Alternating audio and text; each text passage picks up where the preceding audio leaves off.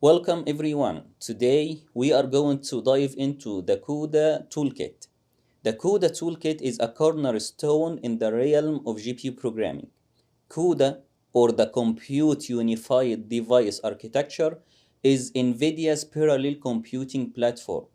This tool revolutionizing the high-performance computing and the deep learning applications. This toolkit is not just a collection of tools, it is a gateway to unlocking the immense potential of NVIDIA's GPUs. It can be used by developers, researchers, and professionals to facilitate everything from simple CUDA coding to complex GPU applications. Let's explore its key components and understand how they empower us to harness the full power of the GPU computing. At the heart of CUDA development is the CUDA compiler, the NVCC compiler. This compiler is key to transforming high-level CUDA code into a form that GPUs understand. It can convert CUDA applications or CUDA codes into PTX codes which are compatible with various NVIDIA architectures. Primarily, the MVCC compiler is utilized to transforming CUDA code into an executable file that can be efficiently run on a GPU. CUDA is enriched by a suite of optimized libraries, each one serving a specialized purpose. For example, cuPlus and cuFFT stand out for linear algebra and fast Fourier transform operations. These libraries are optimized for boosting the performance significantly. Then we have the cuRAND library, which is dedicated for random number generation. And also we have a library called cuDNN.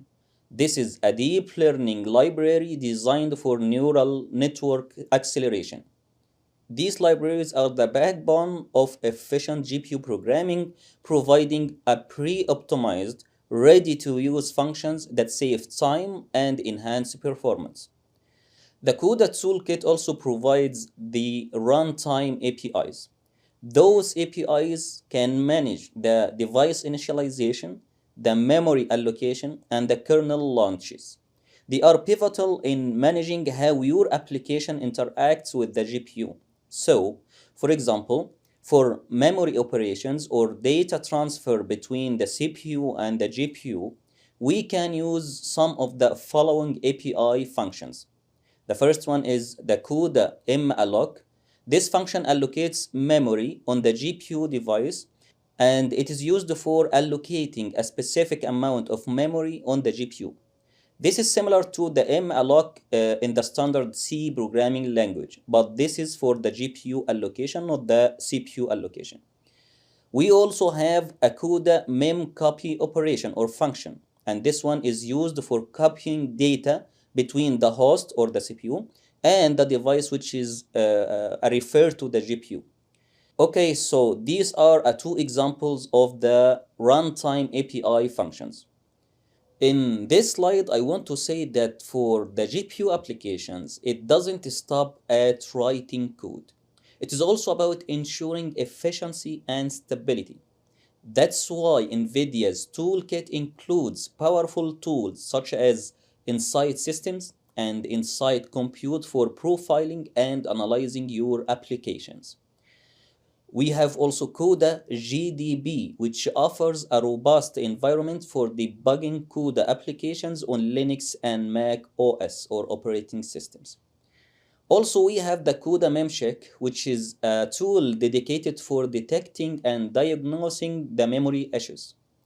All of these tools are providing a comprehensive environment for not just writing codes, but also refining and perfecting your GPU accelerated applications. The CUDA toolkit comes packed with a rich set of sample codes. These samples are more than just codes. They are practical guides illuminating various CUDA programming techniques. From basic concepts to advanced operations, they cover a wide array of scenarios or applications. Analyzing these samples can provide invaluable insights into efficient CUDA programming, offering a practical learning experience that complements theoretical knowledge. So at the end of this video, I want to say that the CUDA toolkit is not just a compiler for compiling GPU applications or an editor for writing CUDA applications. It is a comprehensive platform that includes everything for writing, editing, compiling, and profiling the GPU's applications. Here in this link, as you see, we have all the updates of the CUDA toolkit. For example, you can see the CUDA version 12.3, and these are the updated libraries and features. For example, we have here an update for the CUDA GDB, we have update for the CUDA compiler, the NVCC, and so on. And also we have updates for the libraries, because in each CUDA version, they try to utilize the new features added to the new GPU's architectures, like Hopper, Ampere, or Ada Lovelace architectures. In each one of these architectures, there are many hardware units or features added. That's why they need to enhance or update or upgrade the CUDA versions. Okay, so these are the tools and the profiling tools and the compilers that we already discussed in the PowerPoint. That's all for today, and see you in the next video.